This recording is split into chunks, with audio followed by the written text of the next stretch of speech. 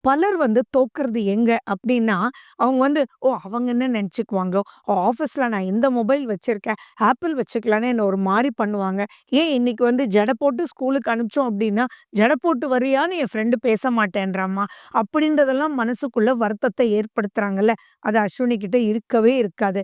அஸ்வினி பக்கத்து வீட்டுக்காரங்க, எய்த்து வீட்டுக்காரங்க யார் என்ன சொல்றாங்க, இத பத்தியெல்லாம் கவலையே படமாட்டாங்க. தனக்கு சரி அப்படின்றத முன்னாடி நின்னு அத ப்ரொசீட் பண்ணுவாங்க.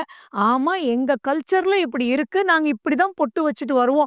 அப்படின்னு தைரியத்தோட சொல்லக்கூடியது அஸ்வினி. இந்த நேச்சர மத்தவங்களுக்காக வாழாம, தன் சுகத்துக்காக வாழக்கூடிய ஒரு விஷயத்த கண்டிப்பா அஸ்வினி நட்சத்திரத்திலருந்து நம்ம கத்துக்கணும். அதே மாரி எந்த ஒரு விஷயத்தையுமே முழுமை அடையிற மாரி அவங்க அஸ்வினி நட்சத்திரக்காரங்க பண்ணுவாங்க. அதுவுமே ரொம்ப கத்துக்கணும். அண்ட் மேலும் எந்த ஒரு பாயிண்ட்டா இருந்தாலும் அஸ்வினி கிட்ட இன்னொரு முக்கியமான விஷயம் என்னன்னா, தான் தவறு செஞ்சுட்டாங்க அப்படின்னு தெரிஞ்சா, மனதார போய் வாலண்டியரா சாரி கேட்பாங்க. இது ஃபண்டாஸ்டிக்கான குணம் அஸ்வினி கிட்ட பார்க்கிறது. தன்னையே தன்னுடைய ஞானத்தினால் கிளியர் பண்ணிக்குவாங்க. ஸோ இந்த குணாதிசயங்கள ரொம்பவே பாராட்டக்கூடிய வகையில அஸ்வினி நட்சத்திரக்காரங்கிட்ட இருக்கு.